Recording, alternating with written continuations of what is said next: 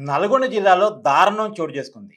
హైదరాబాద్ బోడుప్పల్లో ఉండే మహిళ ఇన్‌స్టాగ్రామ్‌లో పరిచయమైన వ్యక్తి కోసం నల్గొండ బస్ స్టాప్‌కి చేరుకుంది.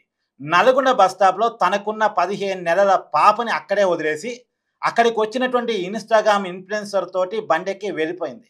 నిజానికి ఇన్‌స్టాగ్రామ్ ద్వారా అక్కడ సెల్ కంపెనీలో పనిచేస్తున్న ఒక యువకుడితోటి ఈ అమ్మాయి పరిచయం ఏర్పరచుకుందంట. ఆ అబ్బాయి కోసం నల్గొండ బస్ స్టాప్‌కి చేరుకుంది. అక్కడ తన 15 నెలల పాపని బస్ స్టాండ్‌లోనే వదిలేసి అతను బండెక్కి ఆ అమ్మాయి వెళ్ళిపోయింది. తర్వాత ఆ 15 నెలల పాప వాళ్ళ అమ్మ కోసం అమ్మ, అమ్మ అంటూ బస్ స్టాప్ మొత్తం తిరిగి వెతుక్కుంటాం.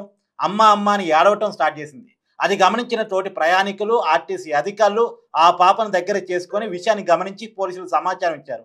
అక్కడికి చేరుకున్న పోలీసులు సీసీ కెమెరా ఫుటేజ్ ద్వారా ఆ పాప వదిలేసిన తల్లెవరు, ఆమె ఏ బండి మీద పోయిందో బండి నెంబర్‌తో ఐడెంటిఫికేషన్ చేశారు సీసీ కెమెరా ఫుటేజ్ ద్వారా.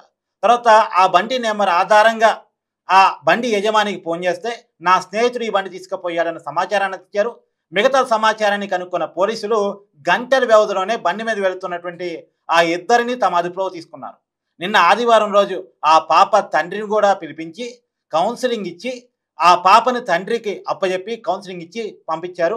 పెద్ద మనుషుల సమక్షంలో మేము పంచాయతీ చేసుకుంటామని కుటుంబ సభ్యులందరితో లెటర్ రాపించుకొని పోలీసులు కేసు పెట్టకుండానే వాళ్ళని వదిలేశారు. కానీ ఇక్కడ మనం అర్థం చేసుకోవాల్సిందంటే 9 నెలలు కన్ని 15 నెలలు పెంచినటువంటి పాపని కేవలం ఇన్‌స్టాగ్రామ్‌లో పరిచయమైన వ్యక్తి కోసం వదిలేయటం అనేది ఒక దారుణం.